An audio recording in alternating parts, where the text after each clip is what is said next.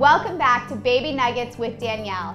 Today we're going to do something a little bit differently. My mommy friend Lucy is here with us. Hi, nice to be here. We're so glad that you're here. We want to share our personal experiences with you to help clarify those myths of motherhood and help support you during this challenging transition in those first few weeks. Do you want to share with us your favorite? I'm so glad you call them myths because that is exactly what they are. I had this myth in my mind that breastfeeding was natural and that equated easy. Right. So there is a saying with breastfeeding that it's the most natural thing, but it definitely does not come naturally to all moms and babies. It can take a considerable amount of work. Well, I found a lactation support group and that really helped me allay my fears about whether my child was getting enough milk, whether I was holding him correctly. All of those little things that had been weighing on me and stressing me out about the process really helped calm me down. Definitely, and a lot of people can take a breastfeeding class prior to giving birth, which is great and gives you information, but until you're holding that baby and post-labor and delivery, you really can use some extra support in terms of position and discomfort and so forth. And it really can take several weeks to get over the hump. And a lot of moms, the discomfort and the challenge and milk production issues can really start to kind of stop at that point. Is there another myth that you can think of that stands out for you? I never really understood what people meant when they said I would have this natural instinct that would tell me what to do. I was like, well, I don't know what my instinct is, what is me being emotional, what is me being hormonal, what is me thinking about the 50 billion things I read in books that my aunt and mother-in-law are telling me, that I've read on the internet. It was like my instinct, whatever it was buried under all this information that I was trying to absorb while I was trying to do the right thing for me and my son. It just felt like a lot. Yes, definitely. And I love what you just said, that you felt like your instinct was really buried. So what did you do to help kind of survive that and kind of move past it in some way?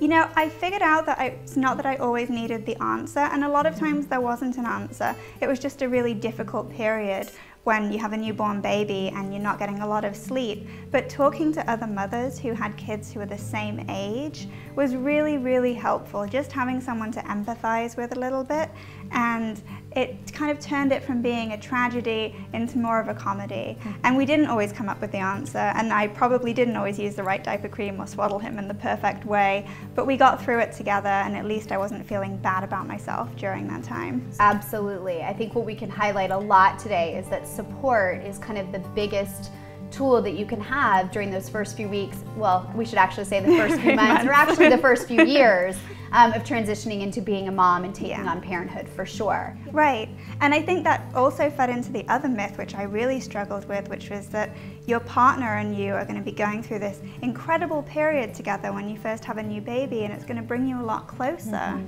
I mean, I think it is amazing when you have a family, but it's also intensely stressful. Not getting a lot of sleep, your partner at some point presumably will be going back to work, and you'll be left at home at least for a short period of time with your baby.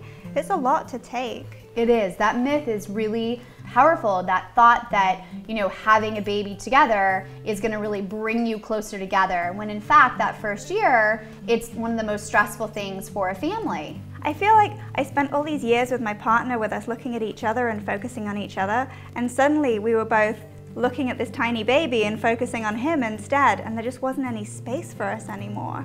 Definitely a big adjustment. The dynamic has shifted kind of from a back and forth to more of a triangle, and everyone's eyes are focused on the baby, and communication is now about the baby, which is the most important thing in the world for both of you. So the communication style that used to exist prior to the baby being born can kind of become a little challenging. We kind of lose our way and we start communicating in a not as effective way. And so we have to kind of find our way back to the communication style that worked for us before having the baby and incorporate that in now communicating about the baby. Right, and not feeling guilty that you're going through a hard time. That really helped me. And remembering to check in with my partner and just say, we're going through a really hard time right now. We both need some sleep. I know this is difficult. Let's really just try and pull together for the rest of the day, for the rest of the week, for the rest of the month. That was a big help for us. That acknowledgement, why we say you have to kind of name it to tame it. This is a really hard time period. We're going to figure out how to get through it. It's going to get better. We're going to figure out our communication. I think that is really definitely helpful. So those are a few of the many myths of motherhood, right, Lucy? I mean, there are so many, we couldn't even think about covering them all on one show. So please, will you come back and help us continue this conversation? Yes, I'd love to. Great. We'll see you then. Bye, everybody. Bye.